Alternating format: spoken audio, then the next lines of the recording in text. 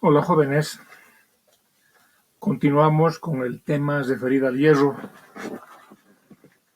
Hemos dicho de que el rabio es un material prácticamente no útil para el trabajo de forja, entonces sirve sin embargo de materia prima para lograr las fundiciones de hierro y también el acero.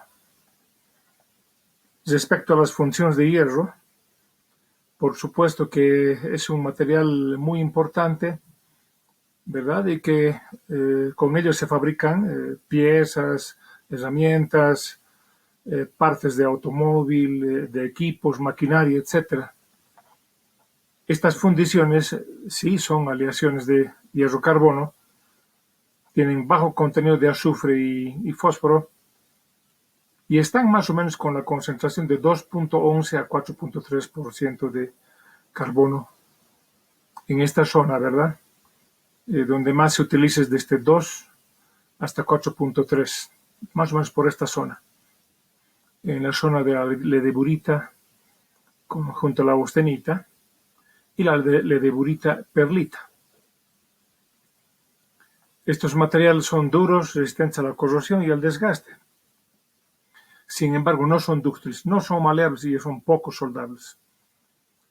Más bien la alternativa es que se puede vaciar del horno en moldes, ¿no? Para obtener piezas, las diferentes piezas que uno requiere. Debemos mencionar que entre los elementos que se agregan al hierro, el carbón es el que más influye en sus propiedades.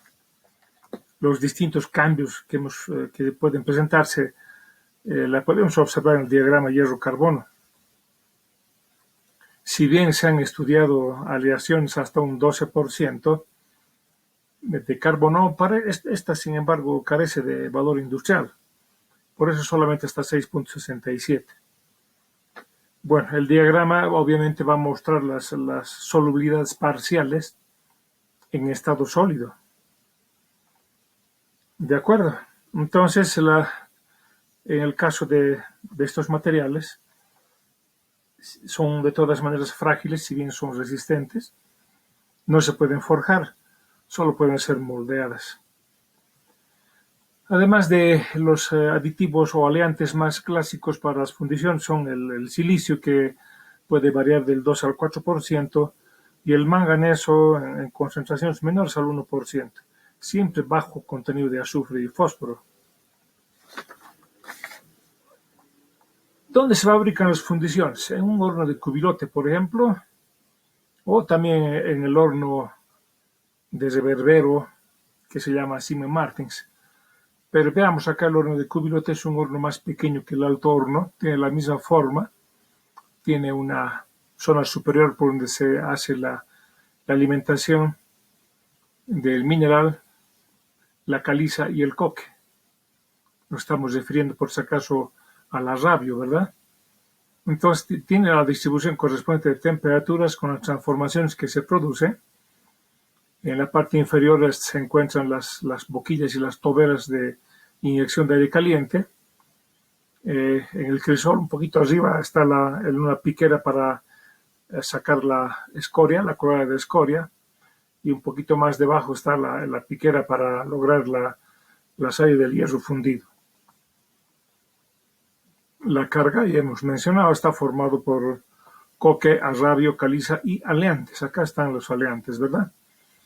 Entonces, por supuesto que se van a conseguir diferencias estructurales metalográficas, y eso sí se va a hacer de acuerdo al contenido de composición de carbono que pueda tener, la cantidad de aleantes, tiene mucho que ver con la rapidez de enfriamiento y el tratamiento térmico que pueda sufrir.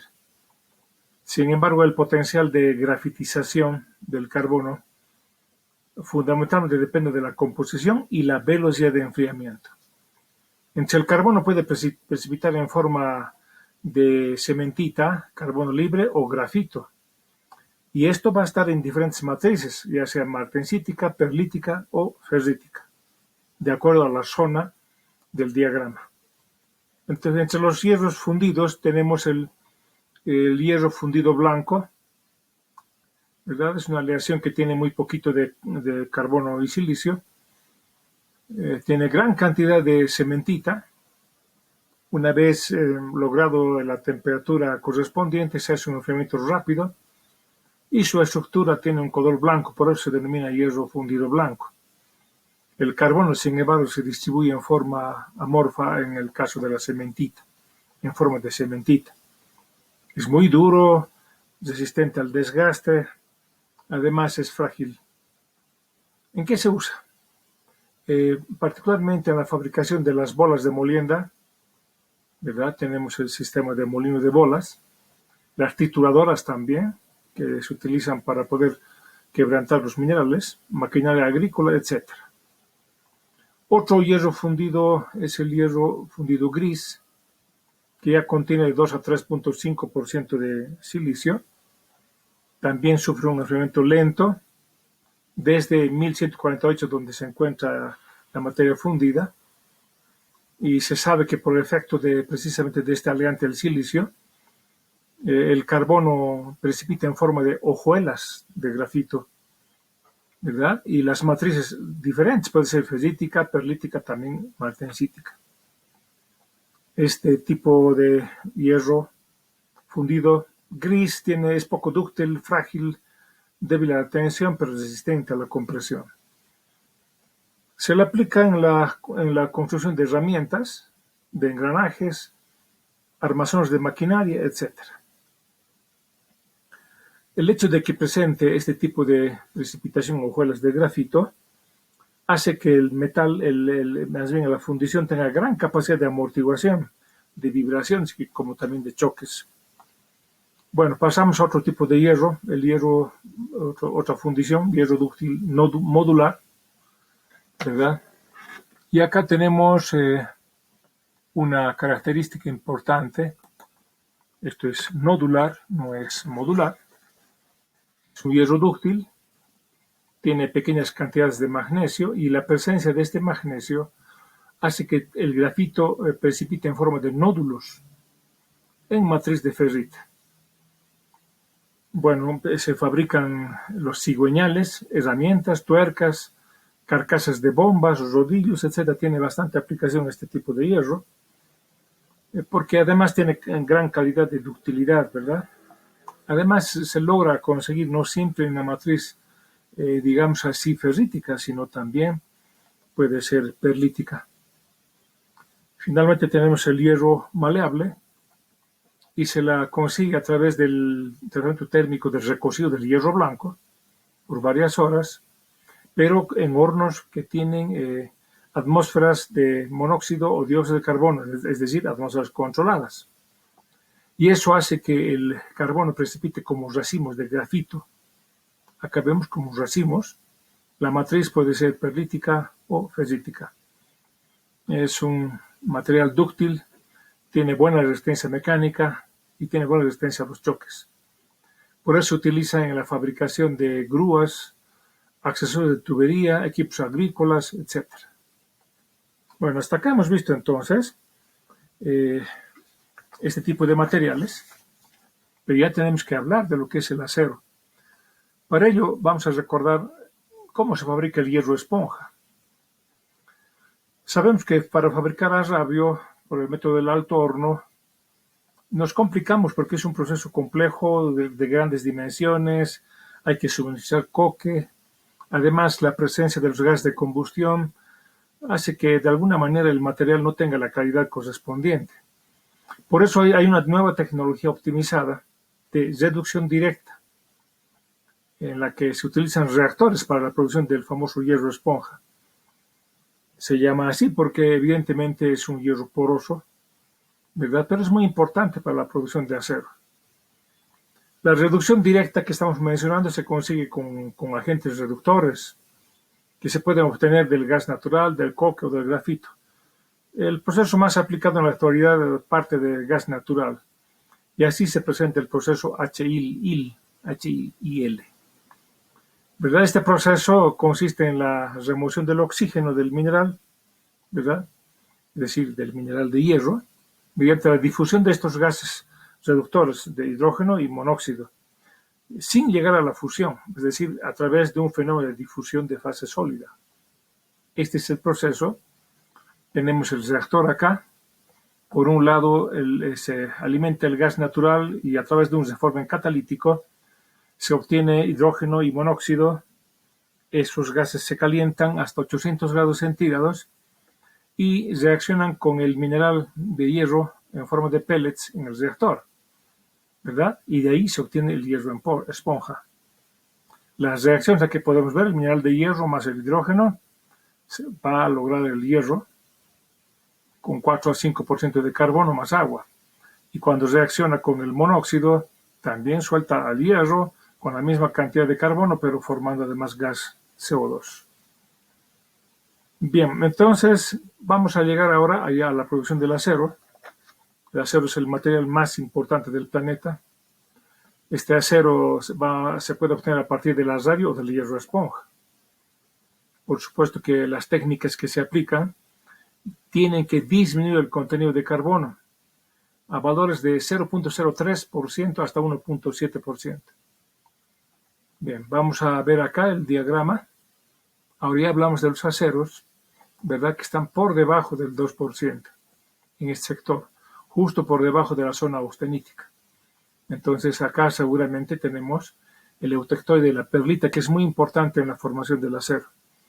El eutectoide al lado izquierdo va a poder precipitar la perlita junto con la ferrita, y al lado derecho la perlita pero con la cementita que se encuentra a 6,67%. Bueno, entonces la descarburación se va a realizar mediante una oxidación selectiva que no solo va a eliminar a las impurezas, sino también, se supone, al carbono, ¿no? Va a reducir bastante. El proceso se puede realizar en hornos y convertidores si la materia prima es el azario, o en hornos eléctricos exclusivamente con hierro esponja. Bueno, de acuerdo al modo de fabricación, el acero puede recibir distintos nombres, por ejemplo, un acero eléctrico, ¿verdad? El acero eléctrico que proviene precisamente de los hornos eléctricos tiene ciertas características magnéticas y son muy útiles para la fabricación de placas de condensador. Acero fundido, el que proviene de hornos de hogar abierto, tiene gran ductilidad y muy buena resistencia a la corrosión. También podemos mencionar al acero calmado, si antes de la colada se hace un proceso de desoxidado completo. Y con ese tipo de aceros las piezas son perfectas. Acá mencionamos a los hornos de hogar abierto, tal el caso del horno Siemens Martins, y que es más o menos un horno tipo reverbero. ¿Por qué se dice reverbero? Porque el calor que se aplica hacia el baño fundido es por reflejo de una bóveda. Entonces son hornos que tienen una bóveda en el techo. Entonces ahí no solo la llama, sino los gases de combustión se reverberan sobre el baño fundido de azario, ¿verdad? Entonces a ese horno, sin embargo, pueden añadirse materiales a fundir o fundidas. En cambio, los convertidores, por ejemplo, tenemos acá el convertidor BOF. Es una técnica ya moderna y eficiente además, y se caracteriza porque utiliza oxígeno que se inyecta por esta lanza. Por la parte superior se inyecta oxígeno más polvo de caliza a una presión de 180 psi, con lo que se logra un mezclado perfecto hasta la zona precisamente del material que se está fundiendo. Y el hecho de que haya la combustión del oxígeno puro va a lograr temperaturas muy elevadas del orden de los 1650 grados y mayores. Y lo interesante además que como el oxígeno ya no hay nitrógeno, ¿verdad? Como el caso del anterior, no va a haber nitrógeno en el aire. Acá no, solo oxígeno puro, por lo tanto el acero es de mejor calidad. La carga puede ser a rabio, pero más que todo es el hierro esponja, chatarra y fundentes, ¿verdad? Bueno, y el proceso tarda más o menos 55 minutos en fundir. Otro convertidor que puedo mencionar es el convertidor Bessemer, que es anterior a este convertidor BOF. Ese Bessemer tiene forma de pera, está forrado al igual que el BOF por sistema de ladrillos refractarios. El material fundido, por supuesto, se deposita al fondo del horno. Y bueno, además la inyección del aire, igual que en el caso BOF, en el BSMR, va a lograr una alta temperatura, mayor al punto de fusión, que va a ser más o menos de 1600 grados centígrados, suficiente para que seguramente el hierro pueda hervir. Entonces, por supuesto, tanto con el BOF como con el convertidor BSMR, se pueden conseguir aceros con distintas cantidades de carbono, silicio y manganeso. Ambos hornos tienen características de ser basculantes. En el caso de BSMR, por ejemplo, la alimentación se hace al horno tipo pera que les decía, cuando el horno está horizontal. Luego a través de sistemas mecánicos se pone en la parte vertical, en forma vertical, y ahí se hace el ingreso de aire por una lanza. Y para la colada nuevamente se inclina el horno a forma horizontal para hacer la colada. Entre los hornos eléctricos tenemos uno interesante que es el de arco eléctrico, que se caracteriza de que se forma acá en el contacto del material fundido y los electrodos de grafito un arco eléctrico que desarrolla temperaturas muy elevadas, cercanas a los 2000 grados centígrados. Así que esta también, por ejemplo, este tipo basculante, se suben los electrodos y se abre la tapa del techo para hacer la alimentación de la carga, ¿verdad? Una vez que ya se ha cargado, se cierra la tapa y se bajan los electrodos para empezar el proceso que estamos mencionando. Eso tarda más o menos unas 2 horas. Por un lado entra la carga, se supone, y por otro lado sale el acero, ¿verdad? La reacción que tenemos acá vamos a lograr seguramente la aleación hierro-carbono que corresponde al acero con muy poquita cantidad de carbono. Después de acabar el proceso se desconecta la corriente, se elevan los electrodos, decía, y se inclina el horno para vaciar el metal fundido, el acero. Estos hornos tienen capacidad desde entre 250 kilogramos hasta 100 toneladas, imagínense, tienen capacidades muy grandes. Bien, entonces hay que recordar de todas maneras que en el caso del convertidor BOF, acá es muy importante considerar algo, que primeramente hay que alimentar la chatarra y después se agrega, si es que utilizamos el agravio, porque si fuera de manera inversa, podría haber reacciones muy violentas, ¿verdad? Estas lanzas tienen más o menos una longitud de 21 metros y un diámetro de 30 centímetros. Bueno, entonces ya llegamos ahora a la colada. Es decir, cómo logramos obtener el acero. Y eso se hace por método continuo o colada continua o colada discontinua. En la discontinua, vean, se utiliza cucharas de las que se vacía lingoteras directamente. El problema es que esto se hace en contacto con el aire y el acero se torna poroso por la precisamente acción del aire. Bueno, en cambio en el sistema de colada continua, el acero fundido se solidifica cuando pasa por coquillas o moldes refrigerados por agua, ¿verdad? Entonces ya de ahí salen cordones que son atrapadas por rodillos extrusores que pueden reducir a diámetros, quién sabe, de 10 pulgadas hasta 1 pulgada, cordones de acero. Y además hacer el cortado correspondiente para tener el producto que después pasan por trefiladoras, formas de equipos laminadoras para dar la forma correspondiente al acero y a la forma comercial. Acá llegamos a una parte importante, muchachos, el tratamiento del acero. Y el tratamiento del acero consiste en procesos térmicos que se aplican, no solo térmicos, sino procesos distintos que se aplican a las piezas de acero ya en estado sólido para mejorar sus propiedades. Entre estos tratamientos existen las superficiales, las térmicas y las termoquímicas. En cuanto a los tratamientos superficiales, se trata de tratamientos electroquímicos de electrodeposición para dotar de una capa al acero, una capa de protección a la corrosión particularmente. Entonces los electrolitos son diferentes. Cuando el electrolito tiene cromo, por ejemplo, se realiza el cromado. Hay que ver acá, el cátodo es el acero y aquí un electrodo de grafito. Bueno, cuando el electrolito tiene zinc, se hace el galvanizado para proteger de la humedad. El caso del cromado se hace para proteger de la oxidación. Y en presencia de níquel se produce el niquelado, ¿verdad? Para tener también una protección a la oxidación. Esos son tratamientos superficiales de deposición de una finísima capa sobre el acero. Hay otro proceso que consiste en el pavonado, que consiste más bien en tratamiento de poner en contacto con aceite a unos 600 grados. Y eso hace que se forme una capa anticorrosiva de óxido de hierro, hidróxido de hierro, es anticorrosivo, y se utiliza mucho para poder ese acero para producir, por ejemplo, tornillos. Y otra forma de presentar el acero es mediante simplemente un pintado para tener una cubierta exterior. Llegamos a procesos térmicos que son muy interesantes. Acá se logra cambiar la microestructura.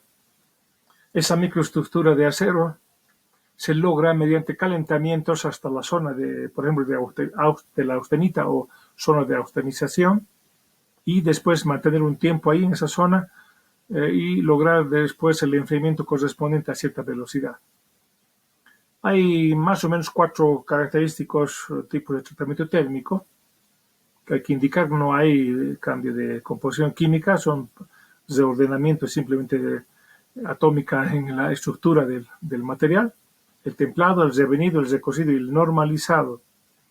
Entonces, como hemos indicado acá, una vez calentado hasta la zona de austenización, hay que guardar un tiempo en esa zona para que pueda lograrse una uniformización, una homogeneización de grano, se llama grano, por si acaso, a las fases sólidas que se logran a través del enfriamiento, una cristalización.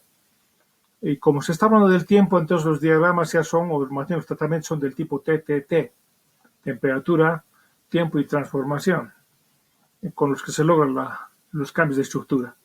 Acá tenemos esta parte, es el diagrama hierro-carbono que hemos visto, temperatura y correspondientemente a las composiciones, y acá la temperatura con el tiempo. Bueno, entonces, por ejemplo, para el caso del acero, el diagrama TTT es esta, ¿verdad? Arriba de 723 se encuentra la austenita, por lo tanto esta zona cercana es una zona de austenita, y al otro extremo ya es la zona de la perlita, y la parte intermedia es la unión de los dos, combinación de austenita y perlita. Entonces, si nosotros logramos calentar acá la zona de austenización, podemos hacer un enfriamiento rápido acá, a la zona de la perlita, y vamos a tener seguramente la perlita con sus láminas bastante juntas. Si logramos hacer un enfriamiento, digamos, menos rápido, un tanto lento, vamos a tener por acá, a ver, nos ordenaremos, disculpen muchachos, primeramente acá estamos en la zona de perlita, estoy dejando de llevar por el dibujo. En esta zona es el enfriamiento lento, ¿ya? Las láminas son separadas.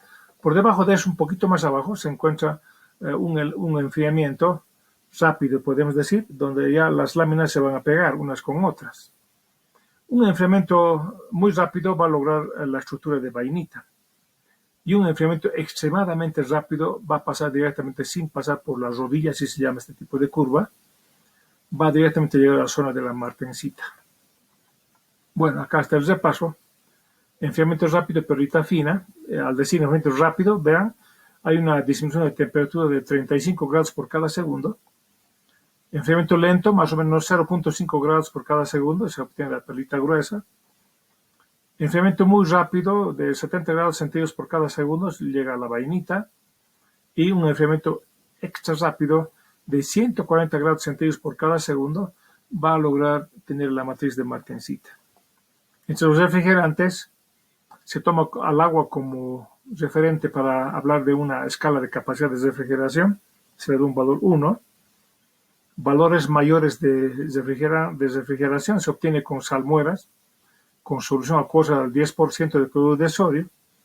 Entonces la capacidad de refrigeración ya tiene 1.2.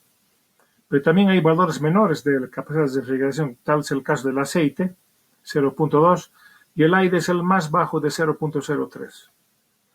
Acá vemos un ejemplo en el dibujo del cambio de estructura. Estamos hablando de esta zona austenítica, donde evidentemente vive la austenita, ¿verdad? La estructura es simplemente de austenita. Si enfriamos esta zona por debajo ya de la zona crítica, ya va a aparecer como más o menos como fronteras de grano el carburo de hierro, es decir, la cementita. Vamos más abajo, llegamos acá, a esa temperatura, y vamos a ver que los cordones y las fronteras de la cementita se van a volver más gruesas, y cuando pasamos hacia abajo ya de esta zona, de 723 grados centígrados, hay un cambio de estructura, ¿verdad? De austenita a perlita, ¿verdad? Y se mantiene, por supuesto, acá las fronteras de grano de cementita. Eso es lo que hemos visto, ¿no? De austenita hasta perlita, y va a depender de la velocidad de enfriamiento. Eso se les ha mostrado con este diagrama, la transformación de austenita a perlita. Y como ven, de a poco, si por ejemplo hablamos de la zona de enfriamiento lento, acá a la mitad de estas dos gráficas, de estas dos líneas roja y azul, una mitad va a ser austenita y la otra mitad de perlita. Pero cuando ya pasó esta línea azul, completamente ha cambiado a perlita, de esta austenita a perlita. Eso es lo que se muestra acá. Entonces, en los tratamientos térmicos que se aplican, hablamos del templado. El templado tiene dos procesos. Primeramente calentamos el acero hasta la zona de la austenita, unos 50 grados sobre la línea crítica. Acá vemos esa línea crítica, GSK, ¿verdad? Esta temperatura es 723. Unos 50 grados hacia arriba vamos a tener entonces la zona de templado. Una vez que se ha logrado el calentamiento, se hace un enfriamiento muy rápido para tener un grano fino, ¿verdad? Tal es así que vamos a lograr la zona de la martensita. Por eso el acero va a ser muy duro y muy resistente al desgaste. Si hablamos del revenido, lo que pasa es que con el templado, si bien se ha vuelto muy duro, el acero va a convertirse también en frágil. Entonces, para disminuir la fragilidad, se recalienta el acero templado hasta una temperatura pero inferior a la zona crítica, y se la mantiene por un tiempo en esa zona. Después eso va a conseguir una estructura fesítica o cementita que estamos hablando por debajo, ¿verdad? Por acá, en esta zona. No va a llegar a superar esta línea que estamos viendo, que estamos mencionando de KSK, ¿verdad? Más bien GSK. Así que el acero va a tener tenacidad, se va a eliminar la fragilidad, pero eso también va a afectar a la resistencia, va a ser de menor resistencia. El efecto de la temperatura que estamos mencionando, ¿verdad? Para subir acá el calentamiento, vean, entre 200 a 240 grados centígrados, el material es muy duro, todavía es muy duro, para fabricar cuchillas, las guillotinas de papel, ¿verdad? Sierras, tarrajas, etc. El material sea muy duro cuando calentamos hasta 270, para fabricar brocas, martillos, cinceles. Y si calentamos hasta 360, será un acero duro tenaz. Y con eso se fabrican formones, destornilladores, cuchillos, hachas, herramientas en general. Otro tratamiento es el recocido. También se calienta hasta la zona de austenización, donde la ferrita se va a convertir en austenita. Las temperaturas normales de 800 a 925, y luego se enfría lentamente. ¿Ya? El acero entonces va a incrementar su elasticidad. Si bien disminuye su dureza, el acero se va a ablandar. Bueno, la transformación entonces va a ser cementita en cementita esferoidal o la ferrita en austenita de grano grueso. Otro tratamiento y último es el normalizado. Es un proceso térmico que se aplica para eliminar las tensiones internas y hacer que el acero tenga una distribución uniforme de carbono. Casi siempre se hace posterior al templado y al revenido. ¿Verdad? A ver, vamos a mirar el proceso. Acá tenemos la gráfica que nos está mostrando. Este es el calentamiento sobre la zona de 723. Se mantiene un tiempo y se hace el enfriamiento súper rápido, es el templado. El recocido y el normalizado, los dos necesitan superar esta línea crítica de transformación y solo va a haber diferencia en la velocidad de enfriamiento, ¿verdad? Entonces, por ejemplo, el caso del recocido es más lento el enfriamiento, en cambio el normalizado es más rápido el enfriamiento. Y el revenido no supera, como hemos dicho anteriormente, esta zona, digamos así, va a pasar acá el templado viene por acá un tiempito, se calienta hasta a una temperatura menor, se mantiene un tiempo y después se hace el enfriamiento correspondiente. Hay también tratamientos termoquímicos y que consisten de lograr la difusión de átomos pequeños, como carbono, nitrógeno y boro, desde la superficie del acero hacia adentro, ¿verdad? Hacia la profundidad del acero. De todas maneras son capas finas, una capa de protección enriquecida. Este tipo de procesos se realiza en hornos eléctricos con atmósferas controladas. Por ejemplo, para hacer la nitruración se utiliza amoníaco, la cementación con carbono, siempre cuando el acero sea con poquita cantidad de carbono, menor al 0,3%, y la carbonitruración, que es una combinación de nitrógeno y carbono. También se puede hacer un tratamiento con boro.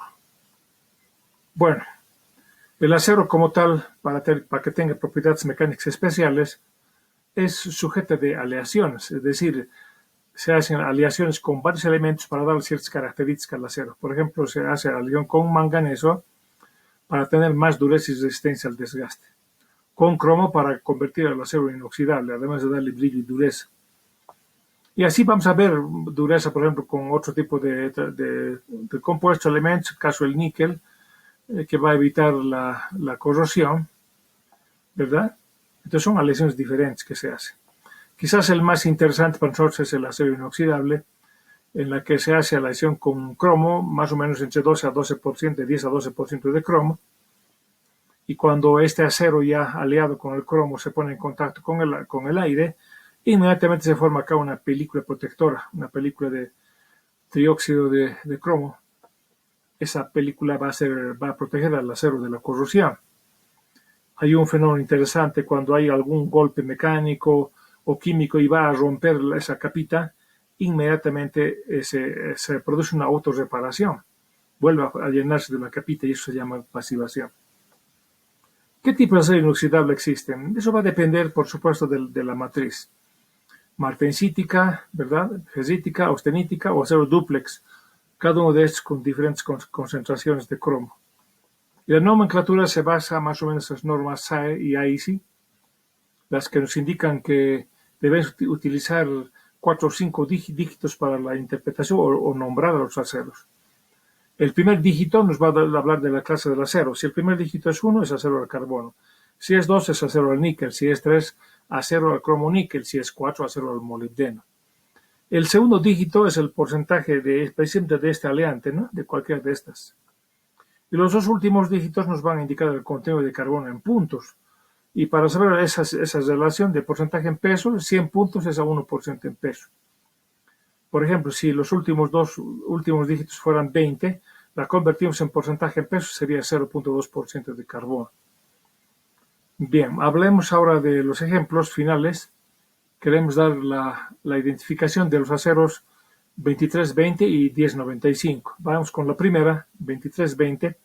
El primer dígito es 2, por lo tanto es acero al níquel. El segundo dígito nos indica el porcentaje de níquel, 3% de níquel. Y los dos últimos dígitos nos hablan de 0,2% de carbono. Entonces era un acero con 3% de níquel y 0,2% de carbono. Y el acero 1095, el primer dígito es 1, por lo tanto es acero al carbono. El segundo dígito es 0, por lo tanto no tiene aliantes, 0%. Los dos últimos, 95 convertidos acá, van a convertirse en 0,95% de carbono. Por lo tanto, es un acero al carbono puro con 0,95% de carbono. En cuanto a series, los aceros tienen diferentes series. El acero austenítico corresponde a la serie 300. Ahí vamos a encontrar acero 300, acero 304, acero 314, etc. Acero ferrítico corresponde a la serie 400, acero 410, acero 416, etc. Acero martensítico va a corresponder a la serie 420 y acero dúplex a la serie 201 a 202. Bien, hay mucho más material sobre el acero, sobre la siderurgia, pero que no lo vamos a ver ya. Lo que sí debemos mencionar es que lamentablemente Bolivia no tiene todavía esta industria y es una industria muy importante desde el punto de vista técnico y económico. Recuerden las palabras del gran ingeniero que se les ha mencionado que era docente de la facultad, don Salomón Rivas. Pero bueno, el primero que hizo un proyecto precisamente fue el encargado del Ministerio de Minería de la época de Hugo Banzer Suárez, presidente militar que tuvimos, y que ellos tenían la idea de instalar la planta en el Mutún, no lo lograron. Y así pasaron los años hasta que llegó el anterior gobierno que contrató a la Jindal, la industria hindú, para desarrollar la siderurgia. Tampoco se logró realizar este proyecto y nos quedamos ahí, sin una industria siderúrgica. Sin embargo, hay pequeñas acererías con hornos eléctricos que se encuentran, por ejemplo, en Oruro y en parte en Potosí. Hay una en Catavi, por ejemplo, que nunca la han estrenado. Está ahí el equipo eléctrico para hacer ese proceso eléctrico. Bien, entonces, jóvenes, hay otro trabajo. No se olviden, tenemos que pensar en la industrialización y no vender simplemente nuestros recursos naturales. Bien, jóvenes, que den buen examen. Hasta luego.